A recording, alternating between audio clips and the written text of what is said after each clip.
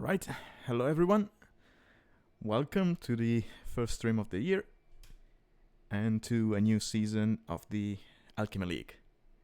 So, as I mentioned on the Discord post, we will be first looking a little bit at the new maps. I will just go through all of them, giving a quick insight, and then we'll take a look at what changed this season, because we have some new shift drafts and map drafts. They work a little differently from previous seasons, and then we'll just jump into the into one set to cast, which is most likely going to be Oladushek against Wisenatic. And I think that's going to be it for today, because I have a set to play in about 4 hours, so I don't think I'll be able to stream for too long. So that's what we're going to be doing. Hello Tech, hello Liorilosa. So without further ado, let's look at the first map we have. So this is Asteroid Belt, and funnily enough, it's not the oldest map we have in the pack, but it's still up there, because I remember Tech asked me to test this map, I think right after the end of Season 1 of the Alchemy League, if I'm not mistaken.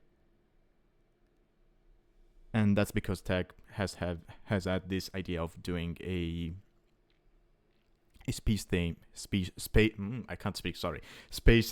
tournament for a while now. So I'm happy he finally managed to do this, and I hope it does very well. So Asteroid Belt, as you can see, each player starts on a small island with very little resources. So 4 stones in total, 6 golds in total, some berries. You have 3 boars actually. There's no deers, but you have 3 boars.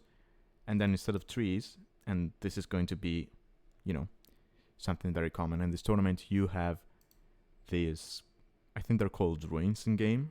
For some reason you cannot see it from the map editor. And then you see there's water, right? But there's no deep fish, so there is shore fish. The tournament is supposed to be played with the what's it called? The Antiquity mod. So I don't know if on this map oysters will be spawning in the water, but if that happens, then it might be worth it maybe later on to make a dock with fishing ships and take gold with those. But I'm not too sure. I mean, unless that happens, I see no real reason to go for fishing ships. Making a dock and going for navy makes sense, in my opinion, because of the amount of water, right? Instead of going army, you could go navy,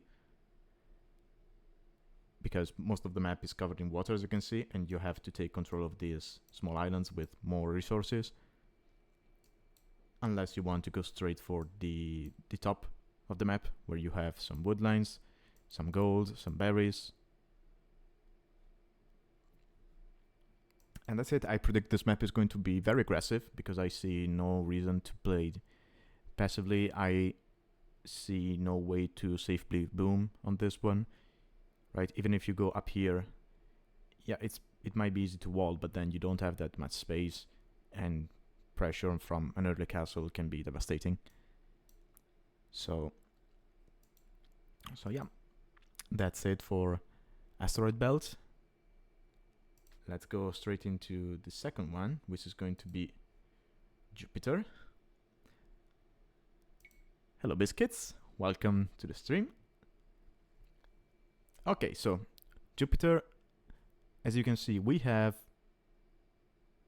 this barren land. Well, not barren, because you have these woodlands in the middle.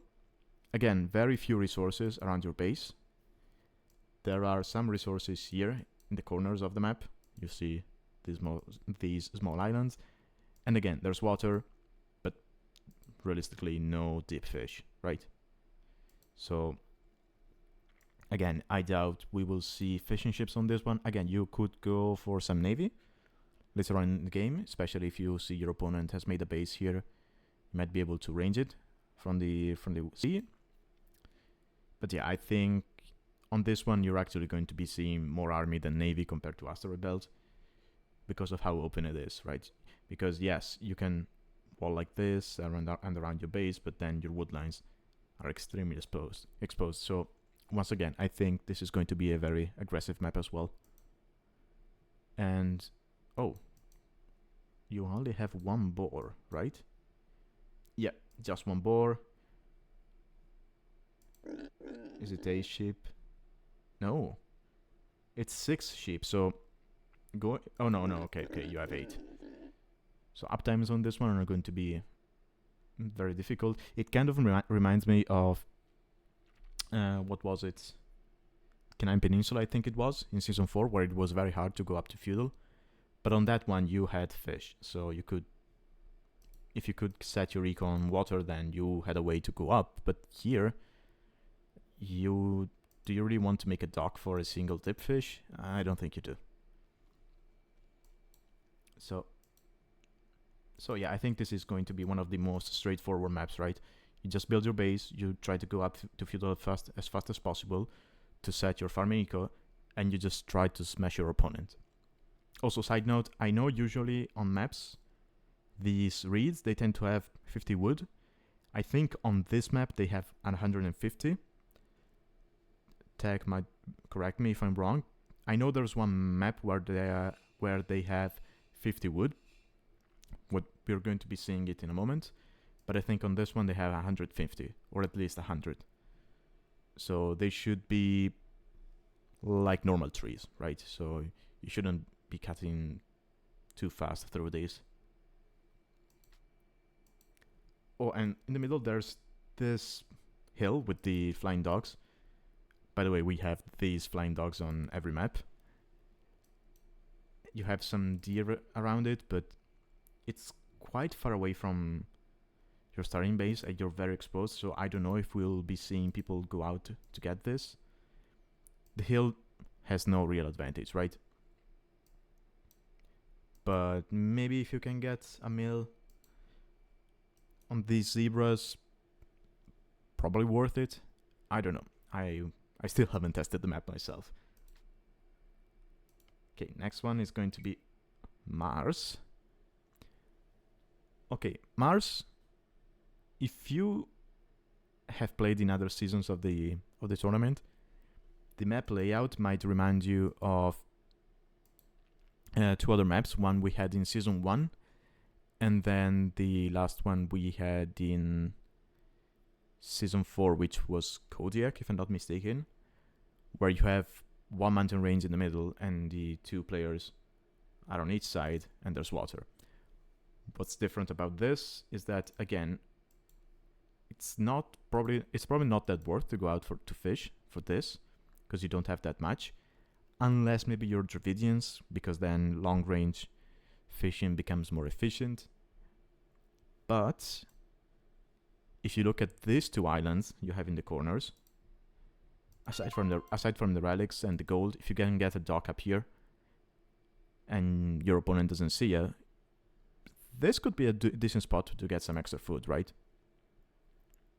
Now, again, there's gold, yes, but you don't really care about these 2 piles of gold because look at how much gold there's on the map. So much gold and stone. I think we're going to be seeing a lot of unique unit plays on this map just because of the sheer amount of stone you have access to. And aside from that, we should be seeing kind of Arabia-like plays. It's a little bit more easy to wall compared to standard Arabia, although I have to say people might get a little screwed by these rock formations. There might be some holes they don't see, so this is going to be an interesting one. And resources wise, as you can see, you have 2 boars, you have deers, and then just the standard number of sheep and berries. Alright, let's go into the next one, Neptune. Oh, I almost forgot.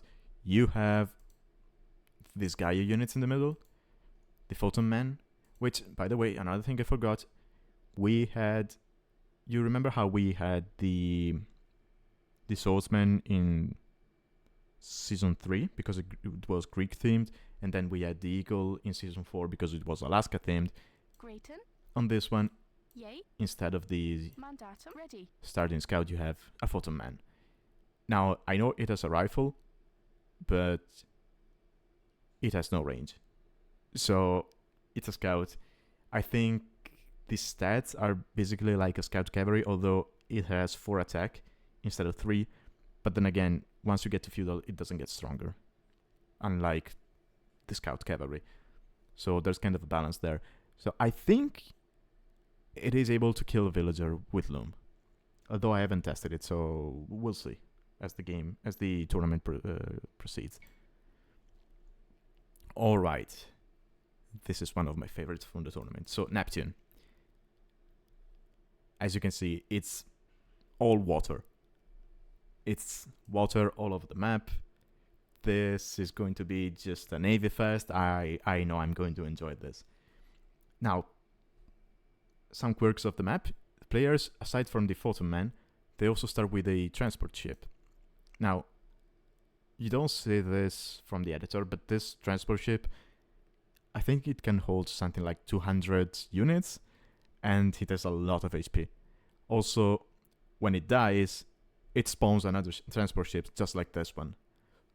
And that one as well, when it dies, spawns another transport ship. So this is basically immortal.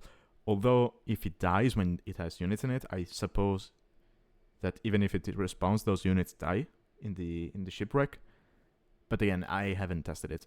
Maybe we can test it afterwards before jumping into the games to cast. Now, resources, as you can see, are pretty standard, right? You have 2 boars, or well, 2 boars. You have sheep. Oh, actually 3. Okay. So in this case, you have 2 rhinos and 1 elephant. Okay. So you have sheep, normal amount. No deer, but that's fine. It's because you have 3 huntables. And then there's patches of shore fish around. So I think players will be going out here with mills to get some extra food. And they will be probably walling around. Now, one section of the map I think you have to wall is the middle. Now, you might be thinking that that's because you don't want your enemy to go through the middle and counter your base and mess you up. But that's not the reason. The reason is ships sailing through the middle get damaged.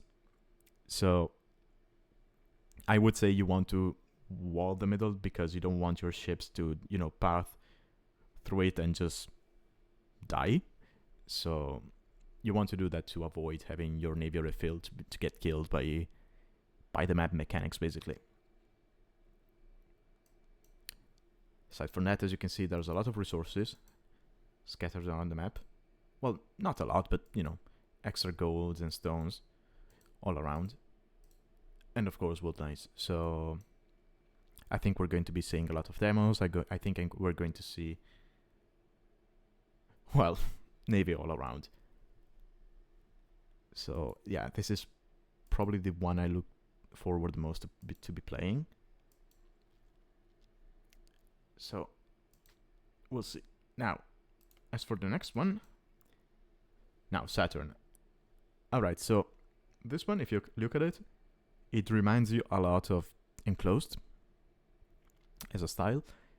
What's different is, first of all, you have your gold, which is closer to your TC compared to Enclosed, where the gold is going to be around this area. So it's easier to make a single wall and incorporate your gold with it.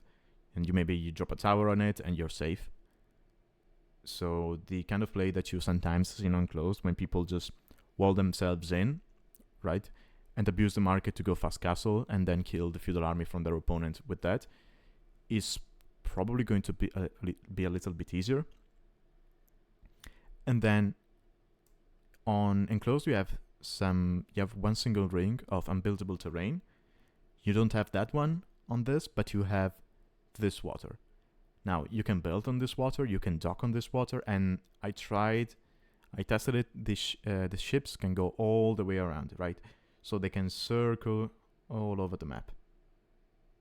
So I think this is probably going to be the map with the most interesting games once players figure out how to play this properly, just because you can incorporate navy with your land army, kind of like we saw on Yukon Gold Rush in previous season, right? I think there weren't that many players who made use of the water, but then the games where you saw players incorporate navy with their land army, those were the most fun games on that map, and I hope we see the same thing this season on this one. Because if we do, it's going to be simply amazing. Now, as for the outer water, now this is worth docking to get fish. Right, there's a lot of deep fish here, and I know it's a little far away, right? But I mean, red, for example, in this case, could go for this one, and blue could go for this one, and from that point, it basically plays out like kind of like 4 lakes, or any hybrid map. Of course, you can sail around, but because of how wide the cap is here, you could actually block this with a dock, right, on both sides. So if you want to do that, you could potentially have safe fish, and then if your opponent wants to mess with the fish, they have to come forward with a bill, build a sneaky dock. It's not going to be as easy as, oh, I built a dock, I'm making a couple of navy, and I'm sending them to my opponent's fish. So yeah, this is going to be very interesting.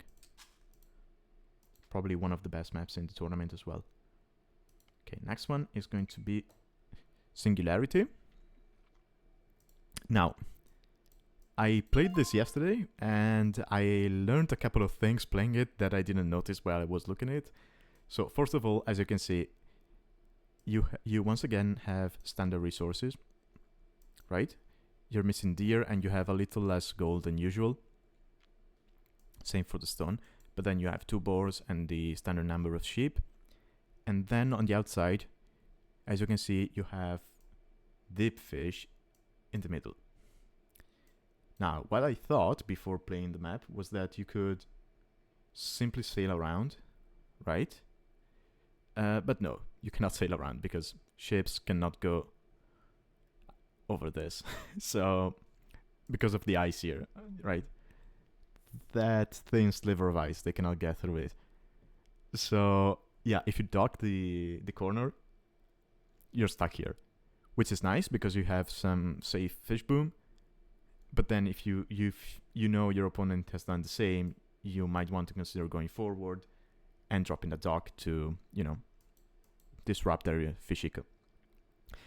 Hello Otter, welcome to the stream. I'm just having a quick look at the maps and commenting them before getting into the set of the day. And I'm currently looking at Singularity, which is going to be the map for game 1 in round 2.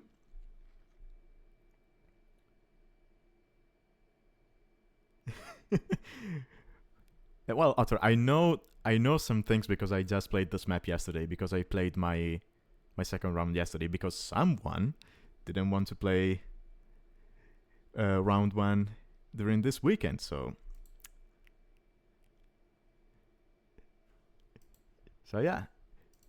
Now, aside from the water here, you see you have buildable water, if you will. Hybrid terrain, sorry, I think that's the proper term for this. Here, so you can dock here and have navy here, but then you can drop TCs or, mining camps on the stone and the gold. And maybe get the shorefish, if you will, if you want. Now, the interesting thing is, you see these gold piles, right? You cannot build a mining camp on this. So, you could maybe build it here, but then it's going to be long distance. So I wouldn't be surprised if, you can easily get it here and probably here. But again, I wouldn't be surprised if later on in the tournament we see a lot of Georgians and Armenians picked for this, just because you have no other way to get to this gold efficiently. but Armenians and Georgians are going to be able to do that. Then you have, of course, you also have relics on this middle ice.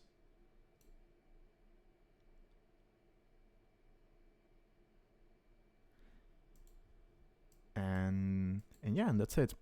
Now, this map, as you can see, is very easy to wall. And because of the easy access to Fishboom, people's economies are going to be very developed. So games might go late on this one, but we'll see. Oh, and yeah, this black area, you cannot walk around it, on it. You cannot make build buildings on it. So you will have to wall basically like this. I don't think you can wall on the edge of this one, but I haven't really tried, to be honest. Okay, next one is going to be the map for game 1 in round 1, so we'll see later in the set. It is Sizigi, or whatever however you pronounce that. And I think this is a bug generation. It didn't look like this when I tested it.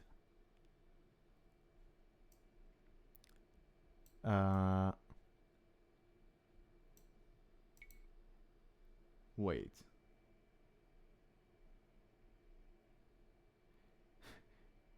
Alright, Otter, enjoy. Bye.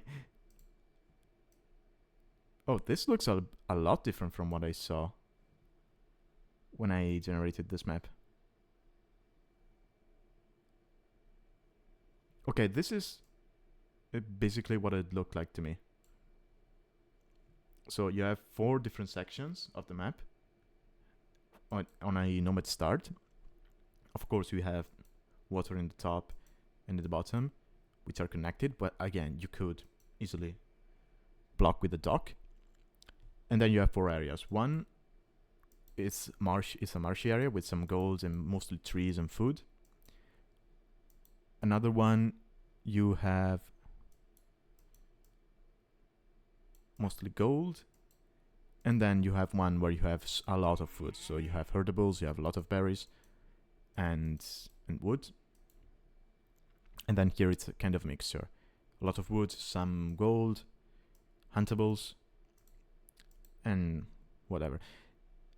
Now, what I'm saying is, it looked a little different in the games that Gothsgoths casted, and the generations I had. Maybe I did something wrong here with the settings. It might be. I don't know. We'll have to see later on in the set, because these are some weird generations. But that might be just the map editor bugging out, because these are custom-made maps. Oh, it is supposed to be like this. Okay. Okay, so this is going to be... Oh. Okay, this is going to be an enjoyable map then, because it is always going to be very weird in every game. Okay. Oh, it's a mixture of Mega Random and Nomad. Okay, now I get it. Okay. Greeting? Okay. I was pretty confused there for a moment. Okay, that's even better. That's even better. I think I want to pick this map every single set now. Holy.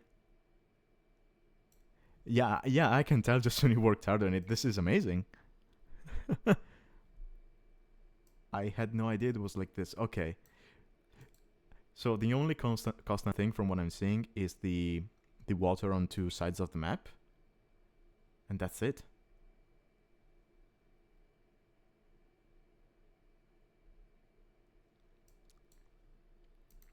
I don't know, like, I think it's fine having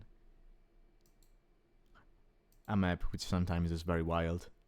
I don't know, I'm the kind of player who enjoys that, so I'm a little biased here.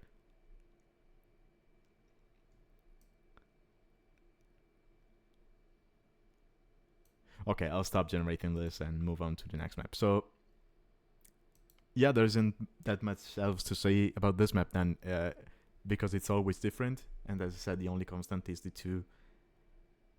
water on the 2 sides.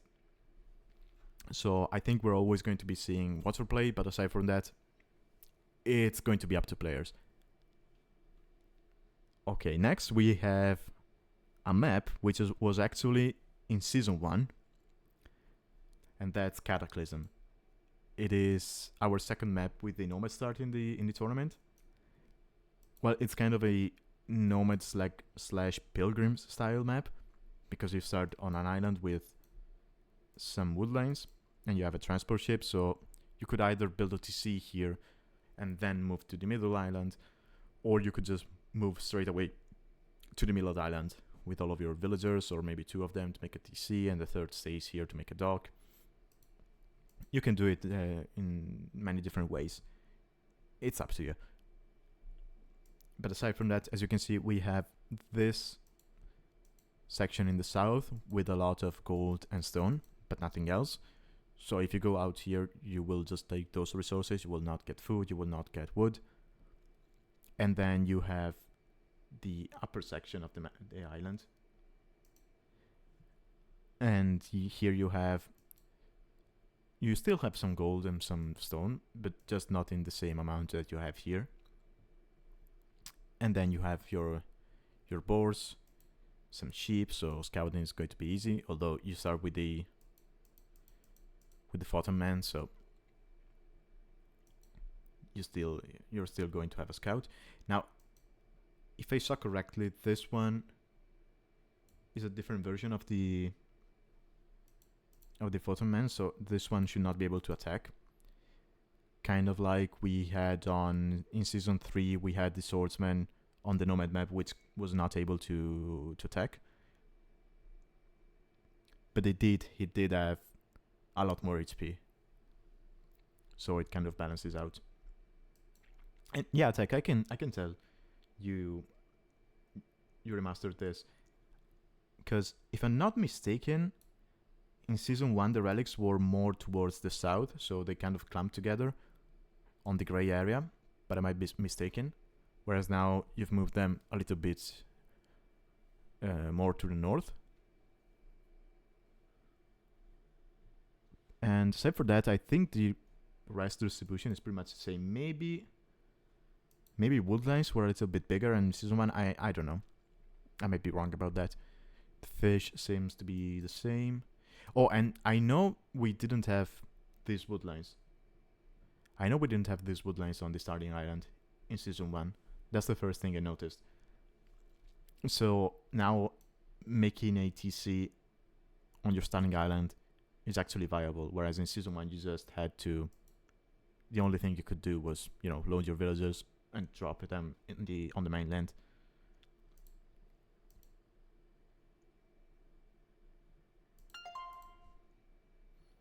So yeah, this is going to be... Yeah, it's going to be a normal start, but because your opponent is going to be right on the other side of the map, and they want to get their TC up as fast as possible, their TCs are going to be in these areas, right? You'd be surprised if they were not so close to the starting island. So yeah, once again, Nomad map, I'm biased, so nothing much to say.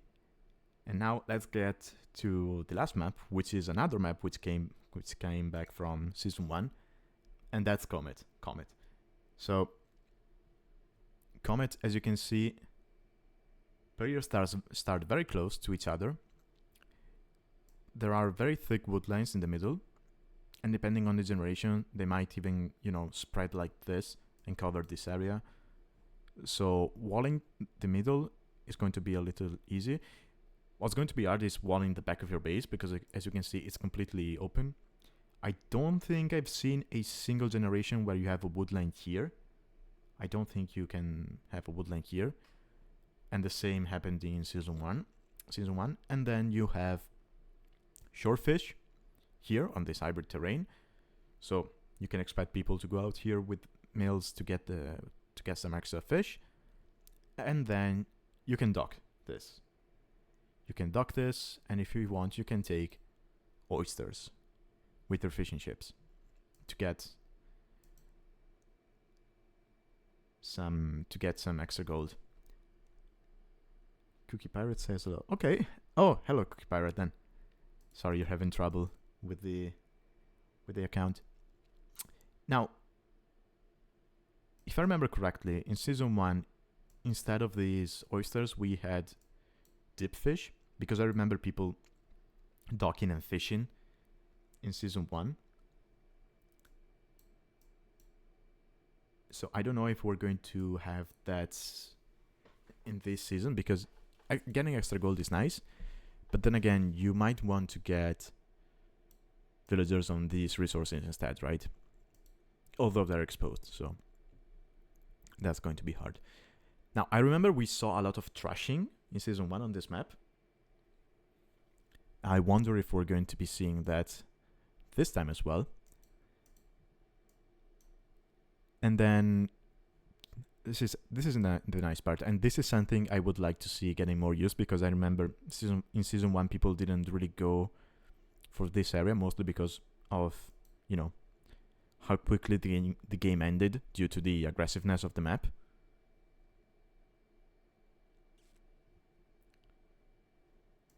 So as you can see here on the tail of the comet, you have some small islands, and you have some extra gold, some extra stone spread around, and you have some relics.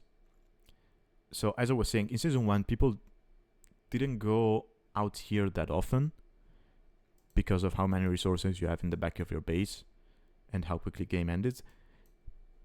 But I really hope we're going to be seeing people go to this area, because otherwise it just feels unused.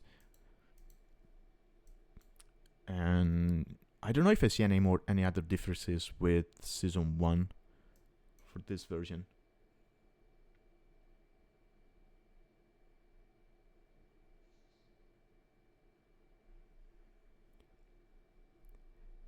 Oh, you remember an epic War Lion versus Jasuni match on this map with Spanish cannon galleons? Was Jasuni the one making cannon galleons? Because I remember casting a Jasuni game in season 4, and he had, if I'm not mistaken, Chinese cannon galleons with bombard towers on Yukon Gold Rush, and he was just camping in the middle. And unfortunately, he lost to Biscuits, because Biscuits went for his trademark Wonder Victory in that game. But I remember that game was amazing, and I think it's the last game I casted from season 4. So I'm really hoping to see Jasuni on this map. I think he will like it, considering he likes playing with cannon galleons.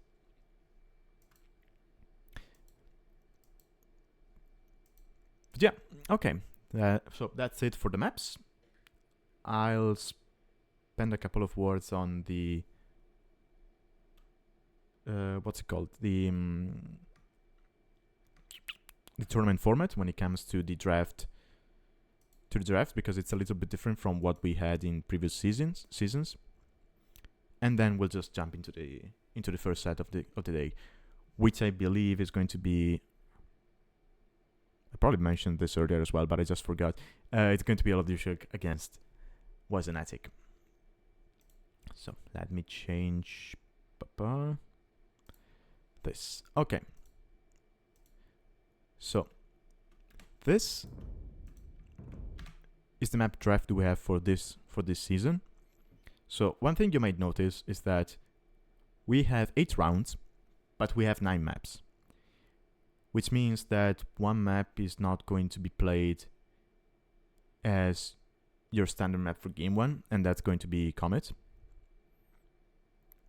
So in order to see Comet, we will need players to not ban it. And again, as you can see, first the host picks the map for game 1, which has to be the map for the map of the game of the sorry, let me rephrase that. It has to be the map of the week for game 1. So for round 1, it is Sizigi, and for round 2 is Singularity. And then I don't remember what the maps for the other rounds are going to be. Yes, there was also a round wild, and in that one, because there's no game one, there's no prefixed game one map. Players just choose a map each, and they play those 2 games. Now, as you can see, we then have 3 bans per player, and then we have an admin pick.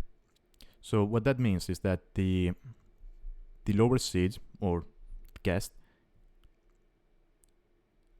when they have to decide for the final ban, they can choose between 3 maps, and they know that the 2 maps left, they're not guaranteed to play the one they like the most, because the draft is going to be randomly selecting one of them. So compared to previous seasons where the lower seed was left with 2 maps, and he just banned one, and he basically chose the map for game 2, he doesn't really get to do that this time around. There is still some slight advantage to the guest when it comes to the map drafting, but it's not as big as it used to be. Now, speaking of admin picks, let's take a look at the Civ draft. We have 5 random Civ bans, and then players ban 2 Civs each. So at the end of the day, you're going to have 7 total bans. That's 1 more ban than what we had in season 4, sorry. But then again, in season 4, each player had 3 bans they chose. So you have 1 less ban, but then you have 5 more global bans, if you will. Also, what's different compared to previous seasons is that now you don't have a free pick. You have to do a proper draft. So, as you can see, players, they first pick 3 civs each, then they snipe a civ from each other, and then they pick one more civ. So yeah, I'm going to correct myself. You still kind of get 3 bans this time around as well, because you could count the snipe as a ban just later on.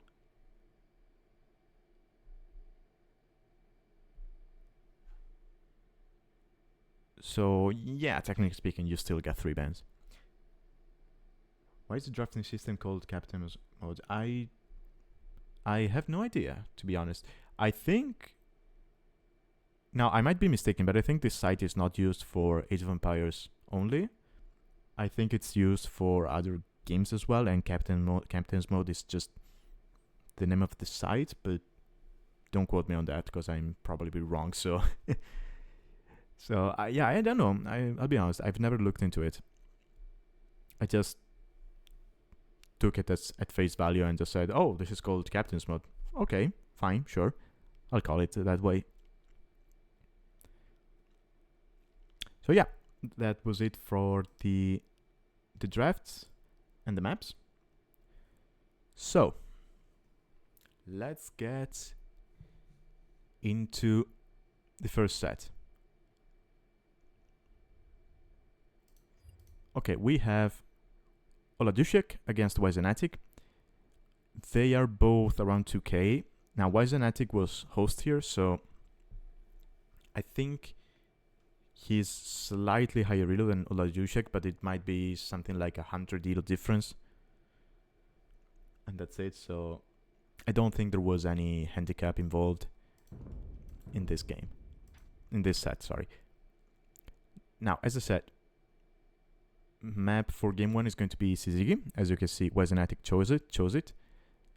And then they proceeded to ban Astrobel, Jupiter, and Saturn from Oladushek, and Wisenatic banned Comet, Mars, and Cataclysm. And then the system chose Neptune. The system chose Neptune, so which was the other map? Oh, Singularity was the other maps left.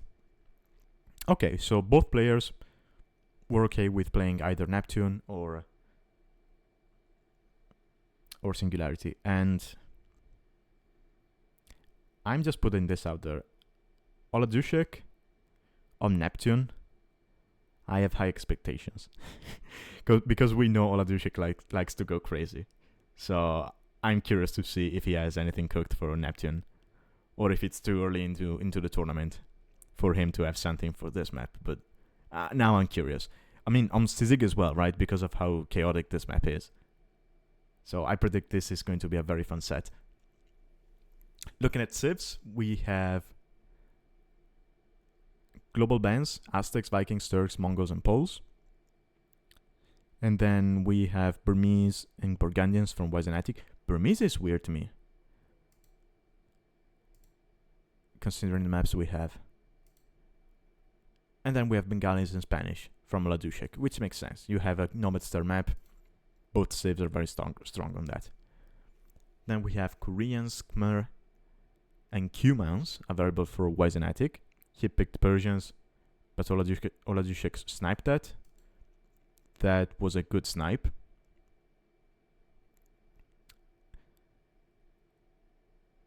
And then Wisenatic sniped Georgians. So Oladushek is left with Berbers, Japanese, and Goths. Yeah, I like both snipes, right? I think Persians are viable on pretty much any map in this tournament. And Georgians are strong civ overall. And about Persians being strong on every map, I have to say that compared to previous season, where Japanese felt very, very strong due to the nature of the maps, at the moment I don't feel like there's any civ which is going to be shining particularly on the maps. I mean, on every map. I think there are specific civs which are going to be very strong on a single map, but not as strong on the others.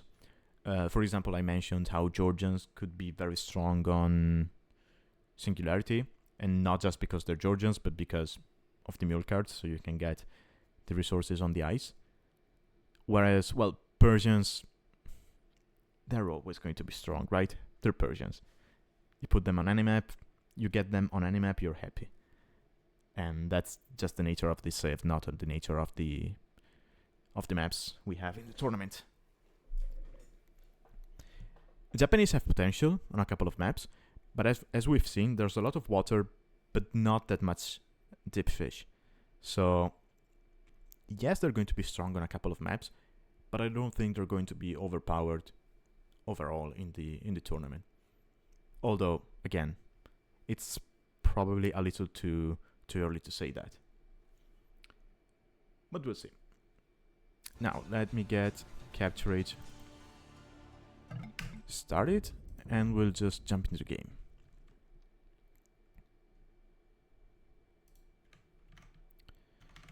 Okay.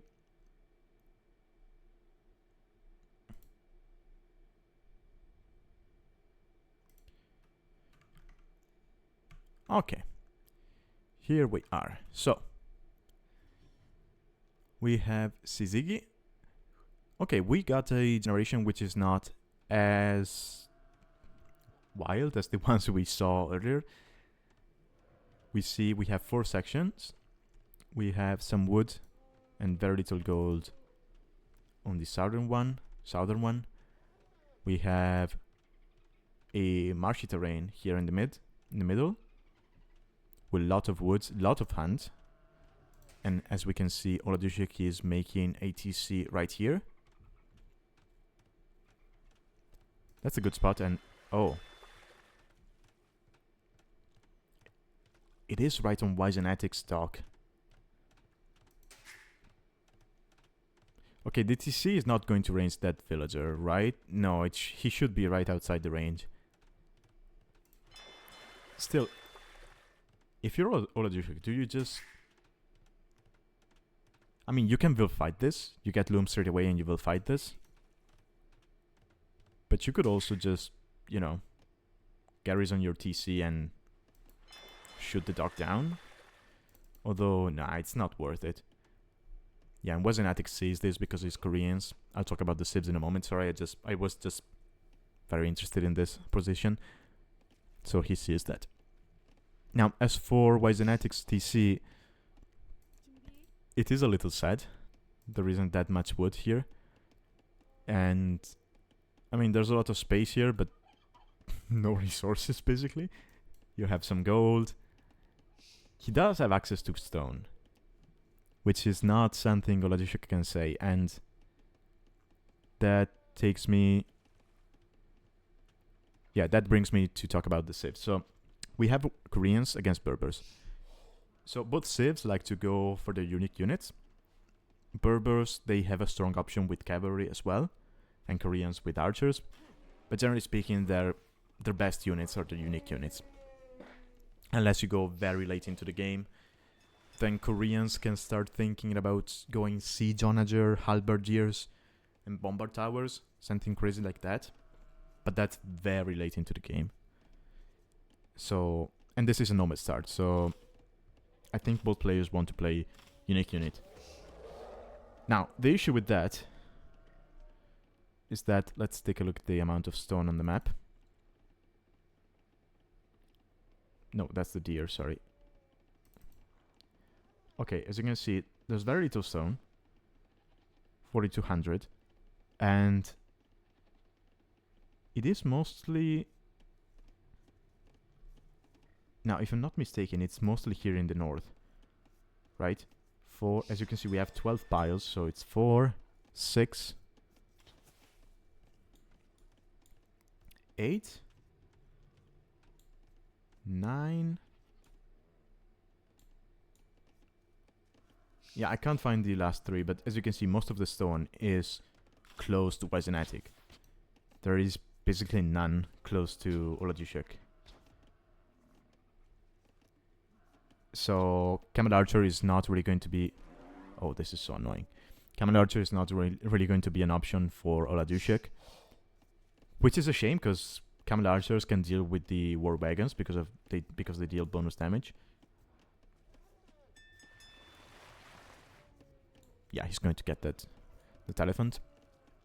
So Oladushek will have to opt for cavalry, but then again, you have some gold here. And that's it. Actually, wait a moment. Is there gold at all on this map?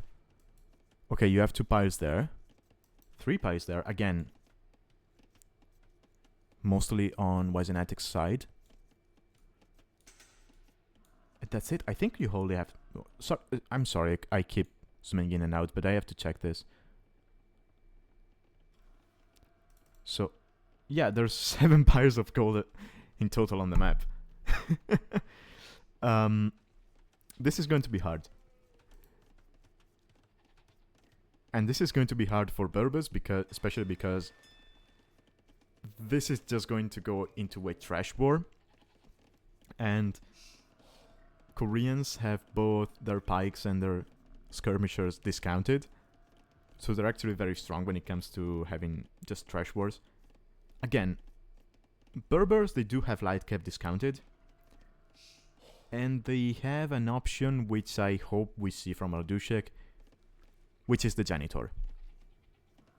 Because realistically, I think in this situation, a combination of Janitor and Hussar / light cap is going to be quite good against the Koreans.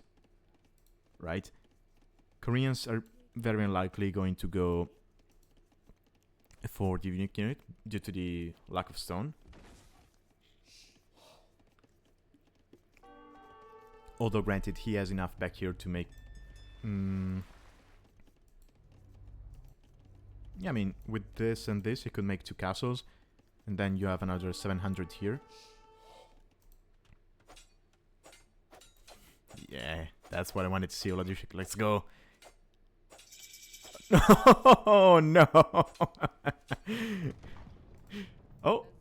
Okay, he escaped. Nice. And he's up to feudal.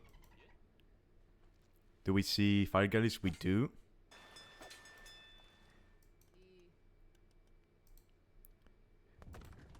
So Oladushek is going to go straight into water, and he's going to try and delete his opponent's fish. Now, I know I'm generally very critical of fire galleys, but he's Berbers. So I actually like that, because they move faster. So they're actually going to be able to catch up to the fish. If this was any other civ, I would be criticizing the Fire Galley choice, especially when you're up this faster than your opponent. And when you have so little gold on the map. Because Fire Galleys, they cost 50% more gold compared to normal galleys. But again, he's Berbers, so I'm okay with that. And as you can see, he's already going to be able to, well, maybe not kill, but at the very least idle his opponent's fish. Now, how much does Oladushek know about the map? Okay, so he knows... Yeah, maybe he's not watching this, but if he wanted to, he could have just preventively built a dock here, so that his opponent would have nowhere to run with his fish, at least here on the south. And, well, here on the north it's closed, so... But yeah, so Wisenatic is just going to be redocking on this side of the map. Now, dealing with fires for him is going to be quite hard, because he doesn't get demos as Koreans. So he's going to go into fires himself, but then he's not going to have the mass. Well, I say that, but Oladushek is not making more fire galleys. He just made a couple. I wonder if he's just going to give up... Well, not give up, but he doesn't really need to invest more, right? He forced his opponent to run from this. He forced a dock on the other side. He forced fire galleys, sorry. He's most likely just going to get his resources and go up to castle. I don't know if we'll be seeing... what's it called? The war galley upgrade from him. Also, I just realized one thing. I was talking about how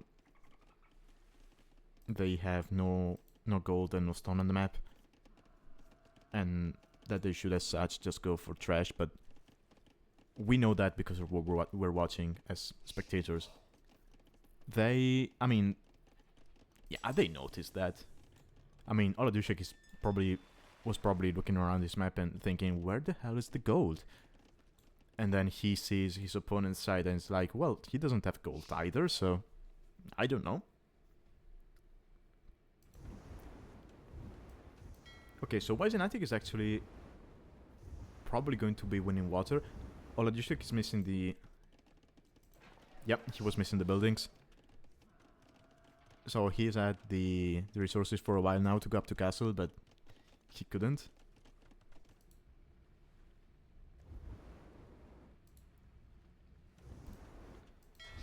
Okay, he might be able to get these two. Okay, so I missed that, but I know Oladushek wasn't making that many fire galleys anymore, and his opponent was. The fact that these two have this little HP and his still has a lot of HP would mean that he either was very good with micro and with the repairs, or both.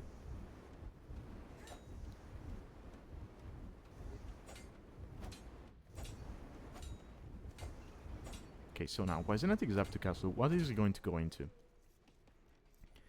Is he going to invest into the war galley upgrade?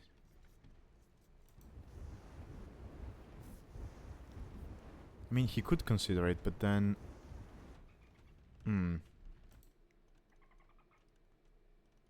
Oh, I thought Oladushek was coming forward.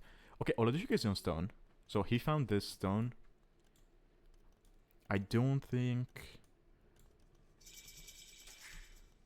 Wisenatic knows about that. Yeah, he doesn't know about Oladushek being on stone. And these vills being this forward... It's just 8 of them, but he could maybe drop a castle forward or make a siege workshop, make a couple of mangonels, and then use them as support to drop a castle on his opponent. So this is potential for distraction for Wisenatic. Could be very bad. Wisenatic is going to the marshy area now because... I mean, oh, that's a nice TC. On the gold, on one pig. Yeah, that's a very nice TC. You have berries as well. I mean, at this point of the game, berries are probably going to be more annoying than anything, right? because you don't really want to be taking them, but they're right on the wood lane. So if you want to have efficient wood income, you will have to take them down. Oh, we see turtles. Okay. Okay, this will deal with the fires.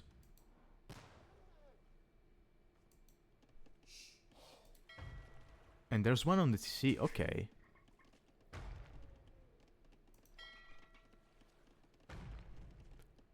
Oladushek going fires. Yeah, I mean, technically speaking, turtles should be a good counter to fires, right? Because of look at how much damage they do. But they attack so slowly that, yeah. Unless you have big numbers, you're not really going to be able to do too much. Although I would say it's easy to underestimate turtle ships, right? Because you think, oh, they're so slow, they're so costly, there's no way they're going to work. And then, and I speak from personal experience, you are faced with like 10 of them, you have 30 galleys, and you still cannot engage because they're just going to demolish your navy. So, yeah, they're fun at this point of the game, for Oladushek. You don't want them to get out of hand. Although I don't think we're in a situation where they're going to be fighting that long for water. Yeah, Wisenatic is just going to be giving up on this dock. Now, if you're Oladushek, I think, or either player really, I think you might want to be dropping a monastery at this point, because there's very little gold on the map, so getting this relic is very easy for Oladushek. He has easy access to this one as well. It's not much, but it's going to be a nice trickle of gold. And we have a castle. Okay. Okay, this is a guard tower, so normally towers never stop a castle going up, unless you have 3 of them. But this is a guard tower, so the damage output is going to be insane, and no. Nah. This is Oladushek we're talking about. He's not going to lose a single Vil. Oh. Okay, she dies. Oh, yeah. Just 1 Vil. And now we have Camel Archer coming out.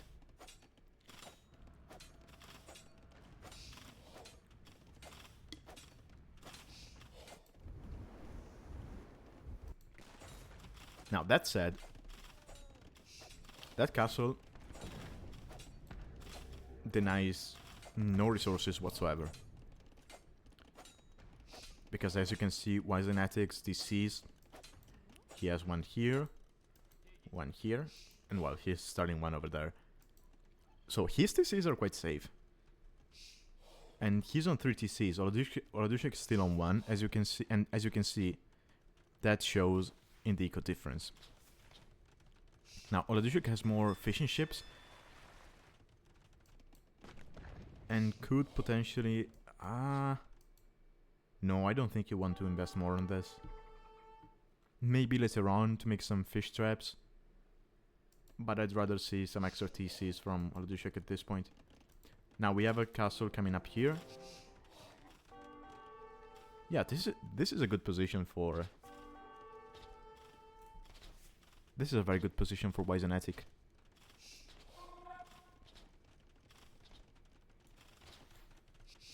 He's basically safe, right? And he is, as we mentioned at the start, he has access to more stone and gold in the back of his base.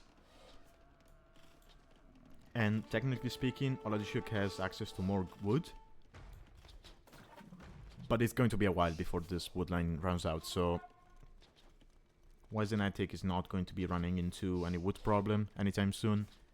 Especially when he has this castle protecting his wood line and this DC.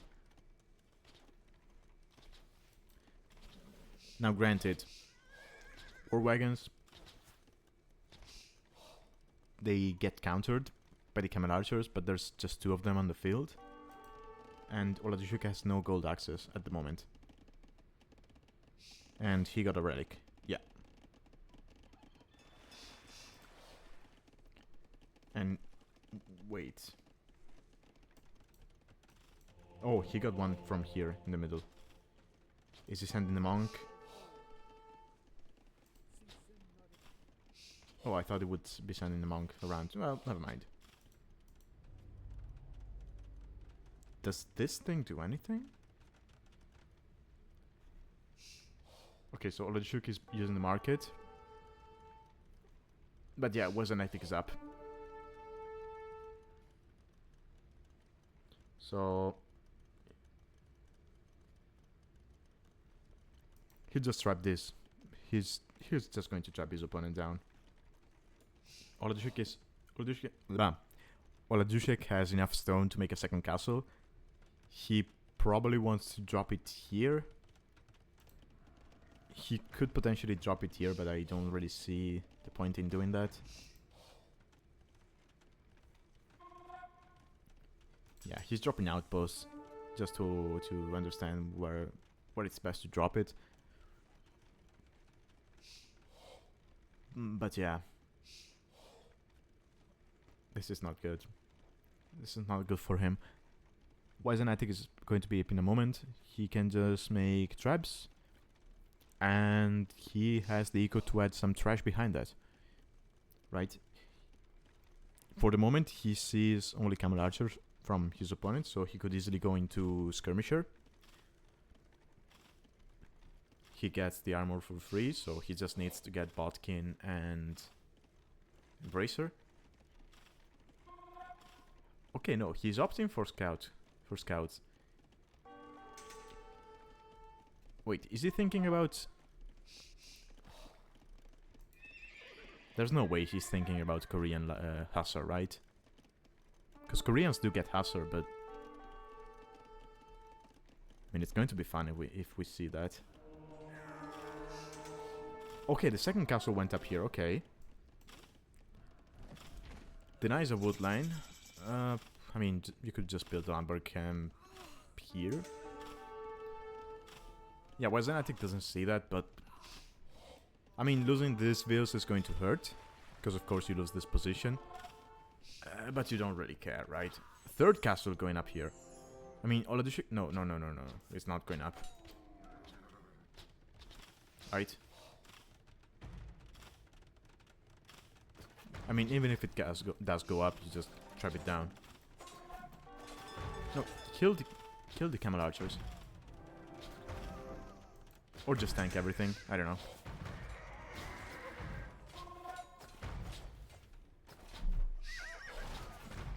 Yep, castle denied.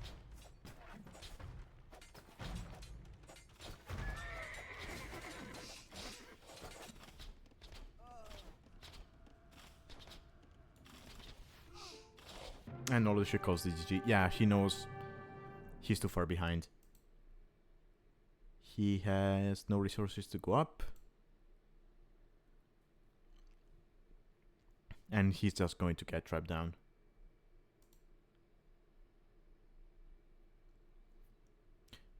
Okay, so game 1 goes to Wisenatic. Well played to both of them. I think... Yeah, I think the map generation kind of... On one hand, I would say the map generation screwed Oladushek because he had basically no gold access. But then, on the other hand, you could say that he knew he had no gold access, so why would he still go for camel archers when he knows that, right? Why doesn't he go for something like light cav and just praise his opponent? But yeah, it was going to be hard to begin with. I just don't think the castle was the play in that specific situation. I think you have many more options as Berbers you could go for. But at the same time, I understand that that's your strongest option, so you want to go for that, despite everything.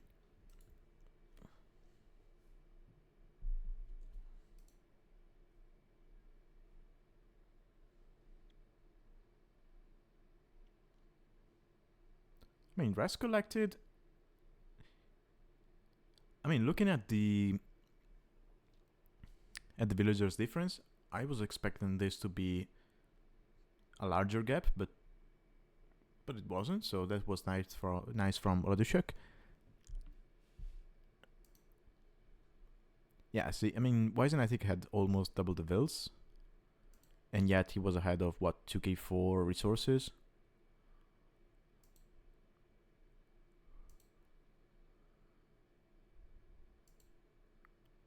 And APMs are actually quite similar. Okay, so that was game 1. Let's get into game 2 real quick. Let me load it up.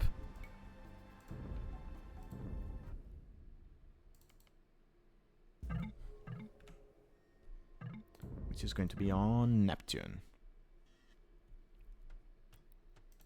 Okay, here it is.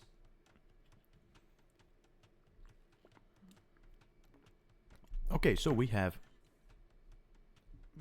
Oh, this is a weird save choice. We have Goths from Oladushek. And even weirder is we have humans from Wisenatic. Oh. And Oladushek is already getting bombarded. See, this is what I was talking about. I don't know what the actual range is, but if you go towards the middle with your transport ship, you get attacked. But then again, this transport, it also regenerates, right? And as you can see, it can hold 232 pop. So yeah.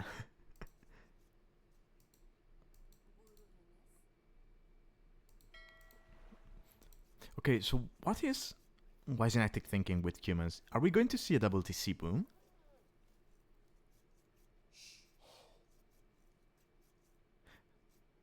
Huh. Okay, so one other reason why we might be seeing... Huh? He transported? I mean, you can walk on this, so... I mean, I guess this transport is slightly faster, but... What is he doing?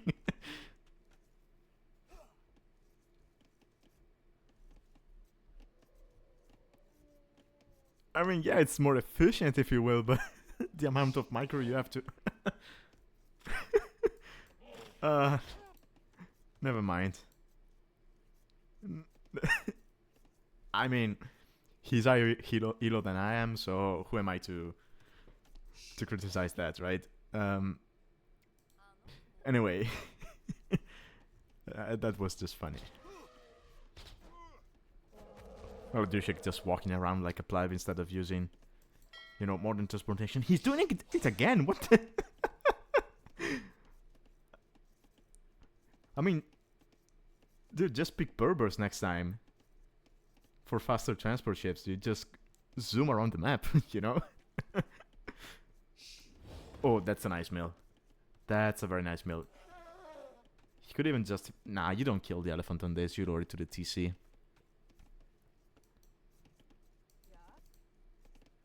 Oh, this is actually a nice lumber camp. Because you know your opponent is not going to be coming through this. Unless...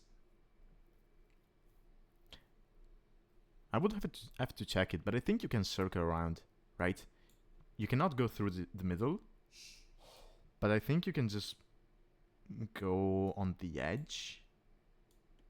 But yeah, you have to be very careful about it, so you have to micro it. It's probably not worth it.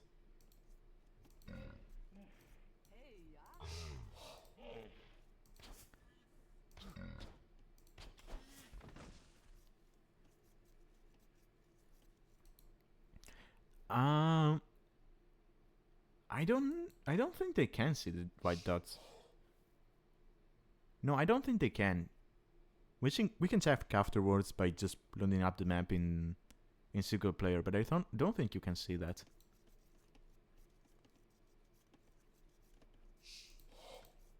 Yeah, Oladushek sees everything.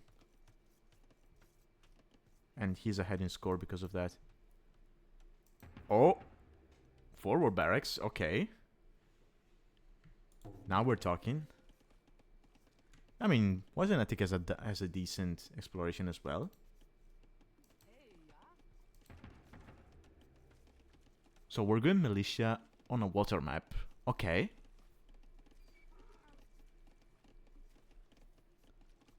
Oh, unexplored. Yeah, you're right.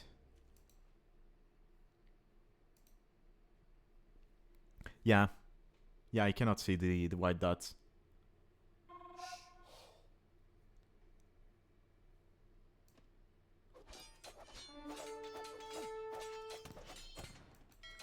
Oh. Oh, nice. Oh, he blocks with the transport. Yeah. Just load it up and go away.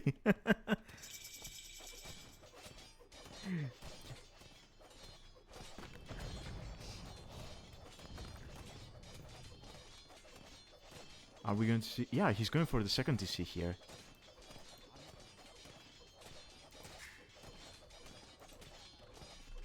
Couldn't he not build it here? Maybe not. Oh no, because of the elevation, he couldn't build it. Okay, Oladushek will see the second TC. So what does he do now? I mean, do you really want to go second TC against Goths? With a forward barracks?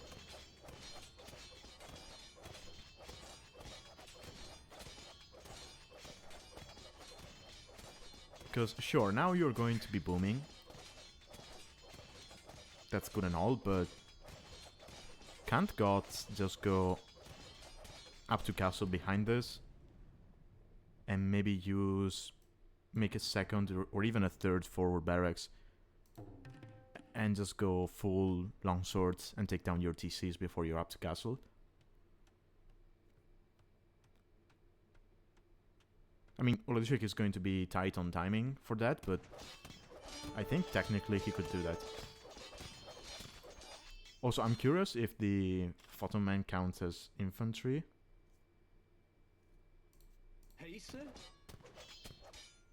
I don't think it does, right? Because, yeah, the infantry armor didn't show up. Because if it did count as infantry, then for example, the Armenian bonus for the wider line of sight would have applied. Which would be nice in this map, right? Because you have lots of water, so Armenians should technically be viable. Yeah, and Oladushek is going to make a blacksmith, and I think he's just going to be going up to castle. And Wisenatic, sure, he has a double TC, but he just now passed his opponent on a stable. Oh, he's going to go forward knights. I don't know, Oladushek. I would have liked to see forward barracks and just all in longswords, but sure. Now, Oladushek knows about archers. He doesn't know how many archer ranges, I think. Yeah. They keep loading stuff in the transports. That's so stupid. Oh, it is infantry class. Okay. So yeah, Armenians will have a wider line of sight on them. That was actually nice in Season 4 as well, because you had the Eagle as your scout.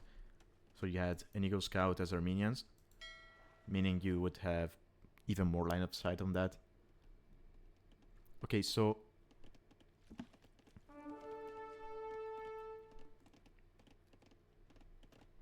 Wisenatic can be forward with 2 archers in his transport. No fletching, so they're not as scary. But, I mean... I would like to see dogs from them. Right? Dogs. Imagine a demo on this. Imagine a demo on this.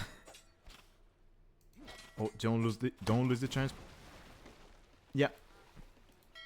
So as you can see, so we got the answer to the question we were asking ourselves earlier. The transport respawns, but the units die, and the archers are just going to die to the. Oh no! One archer dies.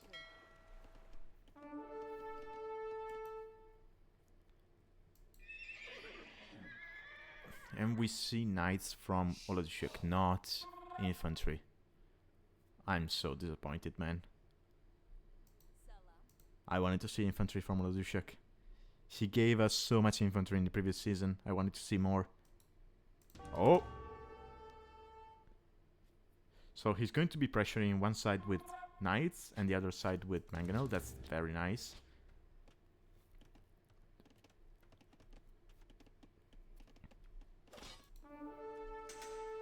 And I know he's behind in vills, but he has lost no vills whatsoever. He has less idle TC, and this vill difference might get smaller and smaller in a bit, because now we have this mangonel. You could easily take out the farms, and you can protect this mangonel with knights, right? Or just load it up in the transport. I love this map. And he hell loads it. No, no, no, no, no, no, no! Why are you running? No! I mean, the mangonel is going to stay up, but... And Wisenatic calls the GG. Yeah, that was... that was funny.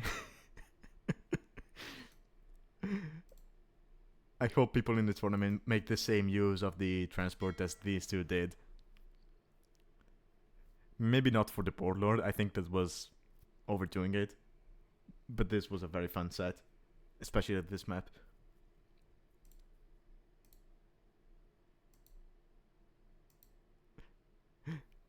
I'm a little sad we saw no docks whatsoever, because again, I think a couple of demos here or here would have been amazing. But yeah, actually, yeah, you can dock on this thingies, right? Where you have the small islands. Probably here, where the woodlands are, you could dock. Yeah, I think you can. So yeah, let's take a quick look at the statistics. Oh, actually, so because he lost the transport, and it... Oh, no docks? You cannot dock on this? Wait, I have to test it afterwards.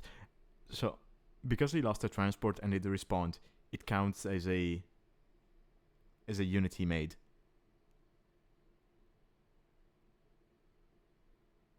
Oh, you cannot dock on the... Oh. Oh. Well, I'm glad I casted this, because I had something completely different in mind for this map. So, yeah, okay. Okay, good to know. Good to know. So, yeah, because he lost the transport and it respawned, it actually counts as a unit he made. And so it shows up here. That's funny.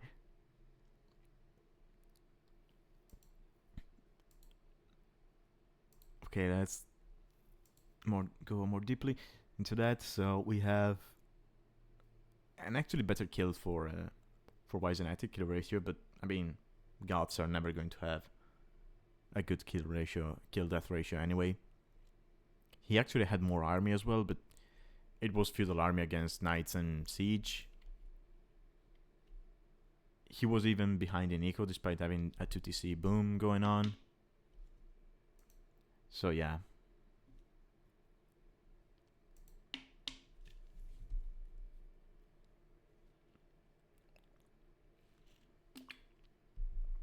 All right.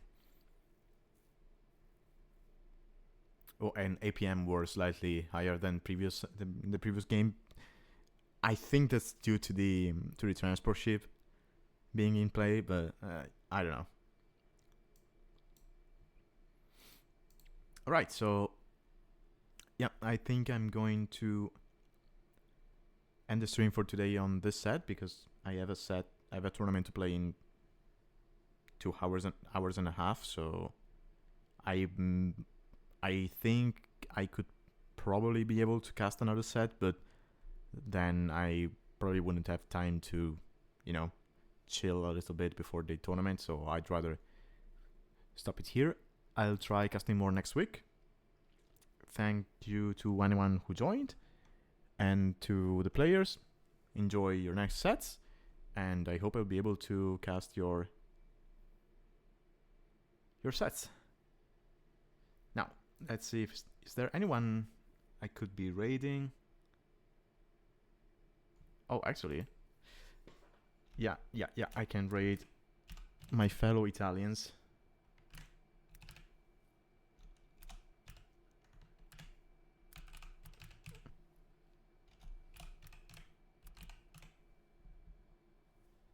Did I type it right?